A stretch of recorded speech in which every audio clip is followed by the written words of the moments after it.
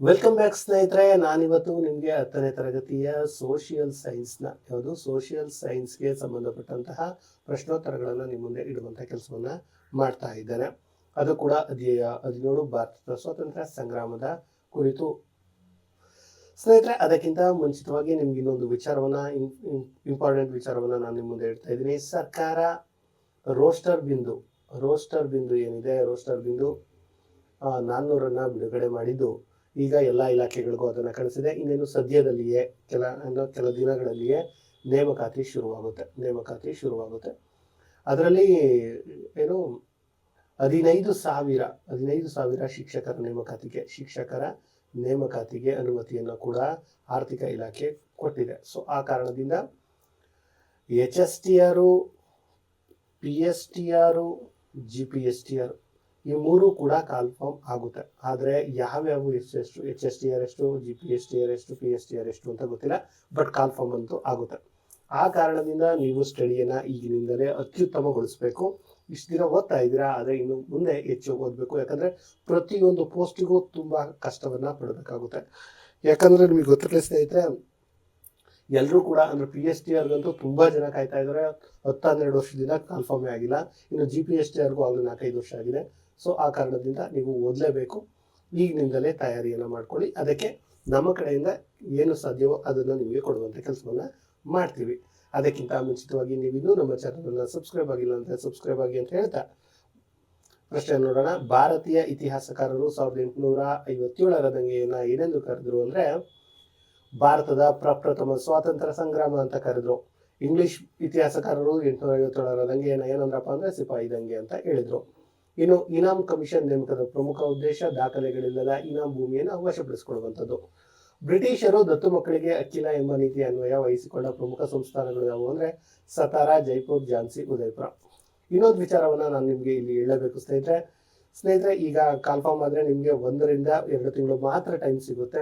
ಎಕ್ಸಾಮ್ಗಳಿಗೆ ಓದ್ಕೊಳ್ಳೋಕ್ಕೆ ಸಮಯ ಸಿಗೋದಿಲ್ಲ. ಸೊ ಈ ಟೈಮನ್ನು ನೀವು ಸದುಪಯೋಗ ಮಾಡೋದಕ್ಕೆ ಒಂದು ಪ್ಲಾನಿಂಗನ್ನು ಹಾಕೊಳ್ಳಿ, ಮತ್ತು ಪಠ್ಯಕ್ರಮ ಆಧಾರಿತ ಸ್ಟಡಿಯನ್ನು ಮಾಡಿ. ನಾವು ಈಗ GPSTR ಏನಿದ್ದೀರಾ, GPSTR ಮತ್ತು HSTRಗೆ ಏನು ನೀವು ರೆಡಿ ಆಗ್ತಾ ಇದ್ದೀರೋ ಸ್ನೇಹಿತರೆ, ನಿಮಗೆ ಸೋಷಿಯಲ್ ಸೈನ್ಸ್ ಅನ್ನುವಂಥದ್ದು ಇಂಪಾರ್ಟೆಂಟ್ ಆಗುತ್ತೆ. ತುಂಬ ಇಂಪಾರ್ಟೆಂಟ್ ಆಗುತ್ತೆ. ನೀವು 6ರಿಂದ 10ನೇ ತರಗತಿಯ ಬುಕ್ಸನ್ನು ಕಂಪಲ್ಸರಿ ಓದಲೇಬೇಕು. ಯಾಕಂದರೆ ಬಹುತೇಕ ಪ್ರಶ್ನೆಗಳು ಬರುವಂಥದ್ದು ಇದೇ ಟೆಕ್ಸ್ಟ್ ಬುಕ್ಕಿಂದ ಬರುವಂಥದ್ದು. ಈ ಟೆಕ್ಸ್ಟ್ ಬುಕ್ಕನ್ನು ನೀವು ಓದೋಕ್ಕೆ ಕನಿಷ್ಠ ಅಂದರೂ 1 ರಿಂದ 1.5 ತಿಂಗಳು ಬೇಕು.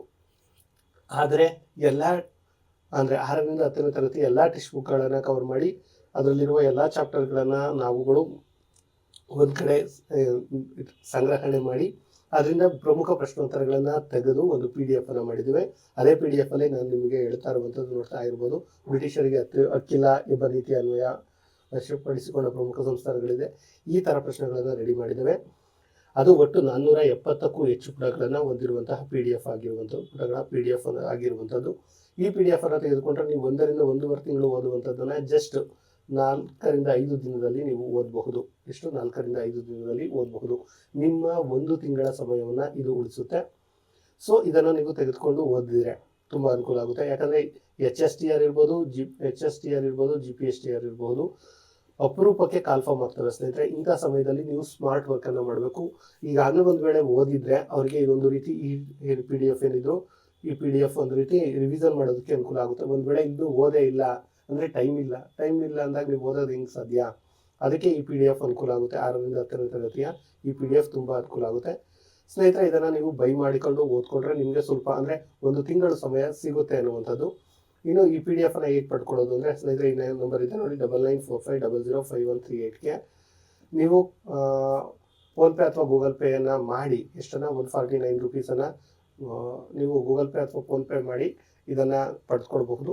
ನಿಮ್ಗೆ ಅನಿಸ್ಬೋದು, ಸರ್ 149 ರುಪೀಸ್ ಏನು ಕೊಡಬೇಕು ಅಂತ. ಸ್ನೇಹಿತರೆ, ನಿಮಗೆ ಗೊತ್ತಿರಲಿ, ನಿಮ್ಮ 1 ತಿಂಗಳನ್ನು ಉಳಿಸುತ್ತೆ. 1 ತಿಂಗಳನ್ನು ಈ PDF ಉಳಿಸುತ್ತೆ. 1 ತಿಂಗಳ ಸಮಯವನ್ನು ಮತ್ತು ಅದೆಲ್ಲವನ್ನು ಟೈಪ್ ಮಾಡಿ ಅದನ್ನು PDF ಮಾಡಿ ನಿಮ್ಮ ಮುಂದೆ ಇಡುವಂಥ ಕೆಲಸವನ್ನು ಮಾಡೋದಿಲ್ಲ.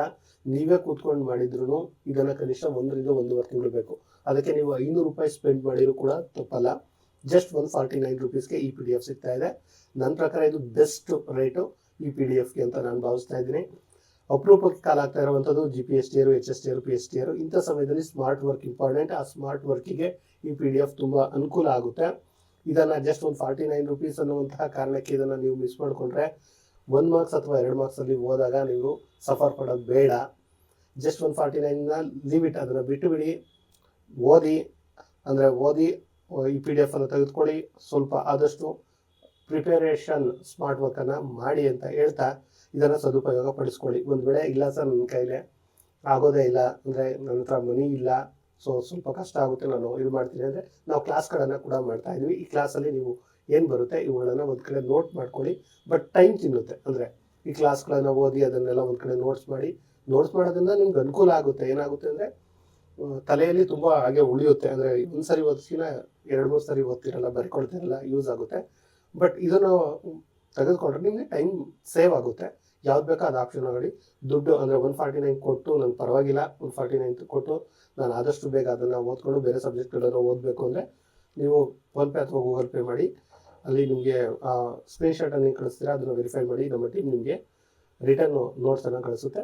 ಇಲ್ಲ ಬೇಡ ಅಂದರೆ ನೀವು ಕ್ಲಾಸ್ಗಳನ್ನು ಕೇಳಿ. ಓಕೆ, ಇನ್ನು ಮುಂದಿನ ಪ್ರಶ್ನೆ, ಡಾಲೌಸಿಯು ಯಾರ ಪದವಿಗಳನ್ನು ರದ್ದುಗೊಳಿಸಿದರೆ? ತಂಜಾವೂರು ಮತ್ತು ಕರ್ನಾಟಕ ನವಾಬರ ಪದವಿಗಳನ್ನು. ಇಂಗ್ಲೆಂಡ್ನಲ್ಲಿ ಯಾವ ಕ್ರಾಂತಿಯ ಪರಿಣಾಮವಾಗಿ ಭಾರತದ ದೇಶೀಯ ಕೈಗಾರಿಕೆಗಳ ಕ್ಷೀಣಿಸಿದ್ವು ಅಂದರೆ ಕೈಗಾರಿಕಾ ಕ್ರಾಂತಿ. ಕಂದಾಯ ವಸೂಲಿ ಮಾಡಲು ಯಾರಿಗೆ ನೀಡಿದ ಹಕ್ಕುಗಳನ್ನು ಹಿಂಪಡೆಯಲಾಯಿತು? ತಾಲೂಕುದಾರರಿಗೆ. ಇಂಗ್ಲಿಷರು ಹೊಸ ಆಡಳಿತದಲ್ಲಿ ನ್ಯಾಯಾಲಯದ ಭಾಷೆಯಾಗಿ ಯಾವ ಭಾಷೆ ಅಂತಂದ್ರು ಅಂದರೆ ಆಂಗ್ಲ ಭಾಷೆನ. ಸೈನಿಕರಿಗೆ ನೀಡುತ್ತಿದ್ದ ಬಂದೂಕುಗಳ ಹೆಸರೇನು ಅಂದರೆ ರಾಯಲ್ ಎನ್ಫೀಲ್ಡ್. 857ರ ದಂಗೆಗೆ ಕಾರಣವೇನು ಅಂದರೆ ಬಂದೂಕಿನ ತುಪಾಕಿಗೆ ಹಂದಿ ಮತ್ತು ಹಸುವಿನ ಕೊಬ್ಬು ಸಾವರಿದ್ರು ಅನ್ನುವಂತಹ ವದಂತಿ.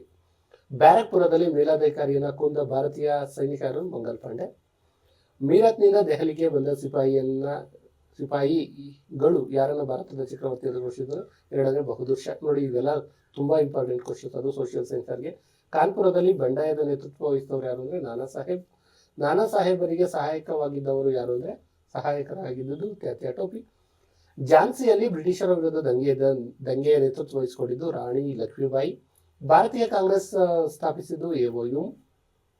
ಸಂಪತ್ತಿನ ಸೋರಿಕೆ ಸಿದ್ಧಾಂತವನ್ನ ಅಥವಾ ಡ್ರೈನ್ ಥಿಯರಿಯನ್ನು ಬರೆದಿದ್ದು ದಾದಾಬಾಯಿ ನವರೋಜಿ.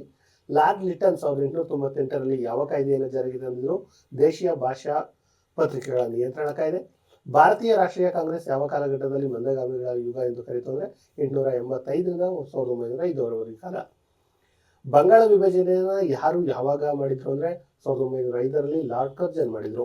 ಬಂಗಾಳ ವಿಭಜನೆಯನ್ನು ಬೆಂಬಲಿಸಿ 1906ರಲ್ಲಿ ಸ್ಥಾಪನೆಯಾದ ಸಂಸ್ಥೆ ಅಥವಾ ಪಕ್ಷ ಯಾವುದು? Muslim league. ಬಂಗಾಳ ವಿಭಜನೆಯನ್ನು ಬ್ರಿಟಿಷ್ ಸರ್ಕಾರ ಹಿಂಪಡೆದಿದ್ದು 1911ರಲ್ಲಿ.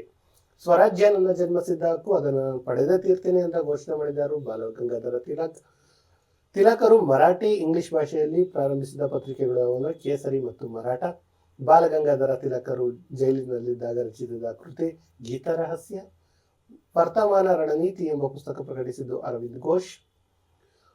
ಸ್ವಾತಂತ್ರ್ಯ ಹೋರಾಟದಲ್ಲಿ ಕ್ರಾಂತಿಕಾರಿಗಳ ಪ್ರಮುಖ ಗುಪ್ತ ಸಂಘಟನೆಗಳು ಯಾವುವು ಅಂದರೆ ಅನುಶೀಲನ ಸಮಿತಿ, ಅಭಿನವ ಭಾರತ. ಭಾರತ ಸ್ವಾತಂತ್ರ್ಯದಲ್ಲಿ 1920-1947ರ ಕಾಲವನ್ನು ಏನಂತಾರೆ ಗಾಂಧಿ ಯುಗ. ಗಾಂಧೀಜಿಯವರು ತಮ್ಮ ಸಿದ್ಧಾಂತಗಳನ್ನು ಯಾವ ಪತ್ರಿಕೆಯಲ್ಲಿ ಪ್ರಕಟಿಸುತ್ತಿದ್ರು ಅಂದರೆ ಯಂಗ್ ಇಂಡಿಯಾ. ಗಾಂಧೀಜಿಯವರ ಪ್ರಮುಖ ಹೋರಾಟದ ಅಸ್ತ್ರ ಸತ್ಯಾಗ್ರಹ. ಕೇವಲ ಗುಮಾನಿಯ ಮೇಲೆ ಜನರನ್ನ ಬಂಧಿಸಲು ಅವಕಾಶ ನೀಡಿದ ಕಾಯ್ದೆ ಬ್ರಿಟಿಷ್ ಕಾಯ್ದೆ, ರೌಲತ್ ಕಾಯ್ದೆ 1990. ಜಲಿಯನ್ ವಾಲಾಬಾಗ್ ಹತ್ಯಾಕಾಂಡಕ್ಕೆ ಕಾರಣವಾದವನು ಜನರಲ್ ಡಯರ್. ಜಲಿಯನ್ ವಾಲಾಬಾಗ್ ದುರಂತವನ್ನು ಖಂಡಿಸಿ ನೈಟ್ಹುಡ್ ಪ್ರಶಸ್ತಿಯನ್ನು ತ್ಯಜಿಸಿದ್ದು ರವೀಂದ್ರನಾಥ ಟ್ಯಾಗೋರ್. ಜನರಲ್ ಡಯರ್ನನ್ನ ಹತ್ಯೆ ಮಾಡಿದ ಭಾರತೀಯ ಕ್ರಾಂತಿಕಾರಿ ಉಧಮ್ ಸಿಂಗ್. ಟರ್ಕಿಯ ಖಲೀಫನ ಪರವಾಗಿ ಭಾರತದಲ್ಲಿ ಆರಂಭವಾದ ಚಳವಳಿ ಖಿಲಾಫತ್ ಚಳವಳಿ. ಖಿಲಾಫತ್ ಚಳವಳಿಯನ್ನು ಭಾರತದಲ್ಲಿ ಆರಂಭಿಸಿದ ಮೊಹಮ್ಮದ್ ಅಲಿ, ಶೌಕತ್ ಅಲಿ ಸಹೋದರರು. 1922ರ ಯಾವ ಹಿಂಸಾತ್ಮಕ ಘಟನೆಯಿಂದ ಗಾಂಧೀಜಿ ಅಸಹಕಾರ ಚಳವಳಿಯನ್ನು ಹಿಂಪಡೆದರು? ಚೌರಿ ಘಟನೆ. ಸ್ವರಾಜ್ ಪಕ್ಷವನ್ನು ಸ್ಥಾಪಿಸಿದ ಪ್ರಮುಖ ನಾಯಕರು ಯಾರು? ಸಿಆರ್ ದಾಸ್, ಮೋತಿಲಾಲ್ ನೆಹರು. ಸೈಮನ್ ಆಯೋಗವು ಭಾರತಕ್ಕೆ ಬಂದಿದ್ದು 1927ರಲ್ಲಿ. ಸೈಮನ್ ಆಯೋಗದ ವಿರುದ್ಧ ಪ್ರತಿಭಟನೆಯಲ್ಲಿ ಲಾಠಿ ಏಟಿನಿಂದ ಮರಣ ಹೊಂದಿದ್ದು ಲಾಲಾ ಲಜಪತ್ ರಾಯ್. 1929ರಲ್ಲಿ ಲಾಹೋರ್ ಅಧಿವೇಶನದ ಅಧ್ಯಕ್ಷರಾಗಿದ್ದು ಜವಾಹರ್ಲಾಲ್ ನೆಹರು. ಲಾಹೋರ್ ಅಧಿವೇಶನದಲ್ಲಿ ಭಾರತೀಯ ಕಾಂಗ್ರೆಸ್ ಯಾವ ಗುರಿಯನ್ನು ಹೊಂದಿತು? ಪೂರ್ಣ ಸ್ವರಾಜ್ಯ. ಉಪ್ಪಿನ ಸತ್ಯಾಗ್ರಹ ಅಥವಾ ದಂಡಿ ಸತ್ಯಾಗ್ರಹ ಗಾಂಧೀಜಿ ಎಲ್ಲಿಂದ ಆರಂಭಿಸಿದರು? ಸಬರಮತಿ ಆಶ್ರಮದಿಂದ ದಂಡಿಯವರೆಗೆ. ಉಪ್ಪಿನ ಸತ್ಯಾಗ್ರಹದಲ್ಲಿ ಪಾಲ್ಗೊಂಡಿದ್ದ 18 ವರ್ಷದ ತರುಣ ಯಾರು ಕರ್ನಾಟಕದವರು ಅಂದ್ರೆ ಮೈಲಾರ ಮಹದೇವಪ್ಪ. ಮೊದಲನೇ ದುಂಡು ಮೇಜಿನ ಪರಿಷತ್ ಎಲ್ಲಿ ನಡೀತು ಅಂದ್ರೆ ಲಂಡನ್ನಲ್ಲಿ 1930. ಅಸ್ಪೃಶ್ಯರಿಗೆ ಪ್ರತ್ಯೇಕ ಮತಕ್ಷೇತ್ರ ನೀಡುವಂತೆ ಪ್ರಸ್ತಾಪ ಇಟ್ಟಿದ್ದು ಅಂಬೇಡ್ಕರ್. ಇನ್ನೊಂದು ವಿಚಾರ ಸ್ನೇಹಿತರೆ, ನೀವು PDF ಇನ್ನೂ ಕೆಲವರು ಬೇರೆ ನೋಡ್ತಾ ಇರ್ತೀರಾ, ಕ್ಲಾಸ್ ಅವ್ರು ಅಂತೀರಾ ಸರ್ 6ರಿಂದ 10ನೇ ತರಗತಿ ಸೋಷಿಯಲ್ ಸೈನ್ಸ್ ಮಾತ್ರ PDF ಇದೆಯಾ ಅಂದರೆ ಖಂಡಿತ ಇಷ್ಟ ಇಲ್ಲ. GPSTRಗೆ ಸಂಬಂಧಪಟ್ಟಂತೆ ಸೈನ್ಸ್ ಕೂಡ ಇರುವಂಥದ್ದು. ಸೈನ್ಸ್ ಅಂದರೆ ವಿಜ್ಞಾನ ನೋಟ್ಸ್ ಏನಿದೆ, ವಿಜ್ಞಾನ ಕೂಡ 7ರಿಂದ 10ನೇ ತರಗತಿಯವರೆಗಿನ ವಿಜ್ಞಾನ ನೋಟ್ಸ್ ಕೂಡ ಇರುವಂಥದ್ದು. ಇದಷ್ಟೇ ಅಲ್ಲದೆ ಮನೋವಿಜ್ಞಾನ ಇರುವಂಥದ್ದು, ಮನೋವಿಜ್ಞಾನ, ಆಮೇಲೆ ಕಂಪ್ಯೂಟರ್ ಇರುವಂಥದ್ದು. ಇನ್ನು PSTRಗೆ ಸಂಬಂಧಪಟ್ಟಂತೆ ಪರಿಸರ ಅಧ್ಯಯನ ಇರುವಂಥದ್ದು. ಇನ್ನುಳಿದಂತೆ ಕನ್ನಡ ಕೂಡ ಇರುವಂಥದ್ದು. ಸ್ನೇಹಿತರೆ, ನಿಮ್ಗೆ ಯಾವ್ದು ಬೇಕಾದ್ರೂ ತಗೊಳ್ಳಿ, 149 ರುಪೀಸ್ಗೆ ಸಿಗುವಂಥದ್ದು. 149 ರುಪೀಸ್ಗೆ ಸಿಗುವಂಥದ್ದು. ಅದೇ ನಾನು ಆಗಲೇ ಹೇಳಿದ್ನಲ್ಲ, ಆ ನಂಬರ್ಗೆ ನೀವು ಯಾವ ನಂಬರ್ ಇನ್ನೊಮ್ಮೆ ಬರೆದ್ಬಿಡ್ತೀನಿ, 9945005138ಗೆ ಗೂಗಲ್ ಪೇ ಅಥವಾ ಫೋನ್ಪೇ ಮಾಡಿ ನೀವು ಸ್ಕ್ರೀನ್ಶಾಟನ್ನು ಕಳಿಸ್ಬೇಕಾಗುತ್ತೆ. ಅದನ್ನು ವೆರಿಫೈ ಮಾಡಿ ಕಳಿಸ್ರಿ. ಆದಷ್ಟು ಸ್ನೇಹಿತರೆ SMS ಅಥವಾ ಮೆಸೇಜ್ ಮೂಲಕ ನೀವು ಕಾಂಟ್ಯಾಕ್ಟನ್ನು ಮಾಡಿ. ಆದಷ್ಟು ಕಾಲ್ ಮಾಡೋದನ್ನು ಅವಾಯ್ಡ್ ಮಾಡಿ, ಯಾಕಂದರೆ ತುಂಬ ಕಾಲ್ಗಳು ಬರ್ತಾ ಇರುತ್ತೆ. ಸೊ ಆ ಕಾರಣದಿಂದ ನೀವು ಜಸ್ಟ್ ಸ್ಕ್ರೀನ್ಶಾಟನ್ನು ಕಳಿಸಿ, ಸರ್ ನಮಗೆ ಈ ನೋಟ್ಸ್ ಬೇಕು ಅಂದರೆ ಇಮಿಡಿಯೇಟಾಗಿ ನಿಮಗೆ ಅದು ಸಿಗುತ್ತೆ. ಓಕೆ. ಪೂನಾ ಒಪ್ಪಂದ ಯಾರ ನಡುವೆ ನಡೀತು ಅಂದ್ರೆ ಮಹಾತ್ಮ ಗಾಂಧೀಜಿ ಹಾಗೂ doctor BR Ambedkar. Quit India ಚಳವಳಿ ಆರಂಭವಾಗಿದ್ದು 1942. ಭಾರತೀಯರಿಗೆ ಮಾಡು ಇಲ್ಲವೇ ಮಡಿ ಎಂದು ಕರೆ ನೀಡಿದವರು ಗಾಂಧೀಜಿಯವರು. ಕ್ವಿಟ್ ಇಂಡಿಯಾ ಚಳವಳಿಯ ಕಾಲದಲ್ಲಿ ಕರ್ನಾಟಕದ ಯಾವ ಹಳ್ಳಿಯನ್ನು ಸ್ವತಂತ್ರ ಹಳ್ಳಿ ಅಂತ ಶಿವಮೊಗ್ಗದ ಜಿಲ್ಲೆಯ ಈಸೂರನ್ನ. ಕ್ವಿಟ್ ಇಂಡಿಯಾ ಚಳವಳಿಯ ನೇತೃತ್ವ ವಹಿಸಿಕೊಂಡ ಸಮಾಜವಾದಿ ನಾಯಕ ಯಾರು? ಜಯಪ್ರಕಾಶ್ ನಾರಾಯಣ್. ಮುಸ್ಲಿಂ ಲೀಗ್ 1939ರಲ್ಲಿ ಯಾವ ದಿವಸವನ್ನು ಆಚರಿಸಿದರು? ವಿಭಕ್ತಿ ದಿವಸ. ನೇತಾಜಿ ಎಂದು ಜನಪ್ರಿಯರಾದವರು ಯಾರು? ಸುಭಾಷ್ ಚಂದ್ರ ಬೋಸರು ಸ್ಥಾಪಿಸಿದ ಹೊಸ ಪಕ್ಷದ ಹೆಸರು ಫಾರ್ವರ್ಡ್ ಬ್ಲಾಕ್. ಭಾರತೀಯ ರಾಷ್ಟ್ರೀಯ ಸೇನೆಯನ್ನು ಸ್ಥಾಪಿಸಿದ್ದು ರಾಜ್ ಬಿಹಾರಿ ಬೋಸ್ ಮತ್ತು ಕ್ಯಾಪ್ಟನ್ ಮೋಹನ್ ಸಿಂಗ್. INA ಸ್ಥಾಪಿಸಿದ್ದು. ನನಗೆ ರಕ್ತ ಕೊಡಿ, ನಾನು ನಿಮಗೆ ಸ್ವಾತಂತ್ರ್ಯ ನೀಡ್ತೇನೆ ಎಂದಿದ್ದು ಸುಭಾಷ್ ಚಂದ್ರ ಬೋಸ್. INA ಝಾನ್ಸಿ ರೆಜಿಮೆಂಟ್ನ ನೇತೃತ್ವ ವಹಿಸಿದ್ದು ಕ್ಯಾಪ್ಟನ್ ಲಕ್ಷ್ಮೀ ಸೆಹಗಲ್. ಅಸ್ಪೃಶ್ಯರಿಗೆ ಮಹಡ್ ಕರೆ ಅಥವಾ ಕಾಲಾರಾಮ್ ದೇವಾಲಯ ಚಳವಳಿ ರೂಪಿಸಿದವರು ಡಾಕ್ಟರ್ BR ಅಂಬೇಡ್ಕರ್. ಮೂಕನಾಯಕ, ಬಹಿಷ್ಕೃತ ಭಾರತ ಮುಂತಾದ ಪತ್ರಿಕೆ ಹೊರತಂದಿದ್ದು ಡಾಕ್ಟರ್ BR ಅಂಬೇಡ್ಕರ್. ಸಂವಿಧಾನ ಕರಡು ಸಮಿತಿ ಅಧ್ಯಕ್ಷರಾಗಿ ಕಾರ್ಯನಿರ್ವಹಿಸಿದ ಡಾಕ್ಟರ್ BR ಅಂಬೇಡ್ಕರ್. ಭಾರತದ ಮೊದಲ ಪ್ರಧಾನಮಂತ್ರಿ ಯಾರು? ಜವಾಹರ್ಲಾಲ್ ನೆಹರು. ಉಕ್ಕಿನ ಮನುಷ್ಯ ಎಂದು ಯಾರನ್ನ ಕರೆತಿದ್ರು? ಸರ್ದಾರ್ ವಲ್ಲಭಭಾಯಿ ಪಟೇಲ್. ಭಾರತದ ವಿದೇಶಾಂಗ ನೀತಿಯದ ಅಲಿಪ್ತ ನೀತಿಯನ್ನು ಪ್ರತಿಪಾದಿಸಿದ್ದು ಜವಾಹರ್ಲಾಲ್ ನೆಹರು. 1940ರ ಲಾಹೋರ್ ಅಧಿವೇಶನದಲ್ಲಿ ಪ್ರತ್ಯೇಕ ರಾಷ್ಟ್ರದ ಅಂದರೆ ಪಾಕಿಸ್ತಾನದ ಬೇಡಿಕೆ ಇಟ್ಟವರು ಯಾರು ಅಂದರೆ ಮೊಹಮ್ಮದ್ ಅಲಿ ಜಿನ್ನಾ. ಭಾರತ ಮತ್ತು ಪಾಕಿಸ್ತಾನದ ಗಡಿಗಳನ್ನು ಗುರುತಿಸುವ ಆಯೋಗ ಯಾವುದು? ರ್ಯಾಡ್ ಕ್ಲಿಫ್ ಆಯೋಗ. ಗಾಂಧೀಜಿಯವರನ್ನು ಹತ್ಯೆ ಮಾಡಿದ್ದರು ಅಂದರೆ ನಾಥೂರಾಮ್ ಗೂಡ್ಸೆ. ಭಾರತಕ್ಕೆ ಅಧಿಕಾರ ಹಸ್ತಾಂತರಿಸಲು ಬ್ರಿಟಿಷ್ ಸರ್ಕಾರ ಯಾರನ್ನ ವೈಸ್ರಾಯಿ ಕಳಿಸಿತು ಅಂದರೆ ಲಾರ್ಡ್ ಮೌಂಟ್ ಬ್ಯಾಟನ್. ಬುಡಕಟ್ಟು ಸಮುದಾಯಗಳಲ್ಲಿ ಭಾರತದ ಆದ್ಯ ಹೋರಾಟ ಎಂದು ಯಾವುದನ್ನು ಗುರುತಾರೆ? ಸಂತಾಲರ ದಂಗೆ. ಸ್ನೇಹಿತರೆ, ಇದಾಗಿತ್ತು ಇವತ್ತಿನ ಈ ವಿಡಿಯೋ. ಸ್ನೇಹಿತರೆ, ಈ ವಿಡಿಯೋ ಇಷ್ಟ ಆದರೆ ತಪ್ಪದೆ ಒಂದು ಲೈಕ್ ಮಾಡಿ ಹಾಗೂ PDF ತೆಗೆದುಕೊಳ್ಳೋದನ್ನ ಮರಿಬೇಡಿ. ಯಾಕಂದರೆ ನಿಮಗೆ ಸ್ನೇಹಿತರೆ ಇದೊಂದು ಸ್ಮಾರ್ಟ್ ವರ್ಕ್ ಆಗುತ್ತೆ. ನಿಮ್ಮ ಕನಿಷ್ಠ 1 ತಿಂಗಳ ಸಮಯನ ಉಳಿಸುತ್ತೆ. ಈ ಕಾಲ್ಫಾರ್ಮ್ ಆದರೆ ಇಂಥ ಟೈಮು ನಿಮ್ಮ ಲೈಫಲ್ಲಿ ಮತ್ತೆ ಸಿಗೋದಿಲ್ಲ. ಸೊ ಆ ಕಾರಣದಿಂದ ಇದನ್ನು ಸದುಪಯೋಗ ಪಡಿಸ್ಕೊಳ್ಳಿ ಅಂತ ಹೇಳ್ತಾ ಈ ವಿಡಿಯೋನ ಇಲ್ಲಿಗೆ ಎಂಡ್ ಮಾಡ್ತಿದ್ದೇನೆ. ಧನ್ಯವಾದಗಳು.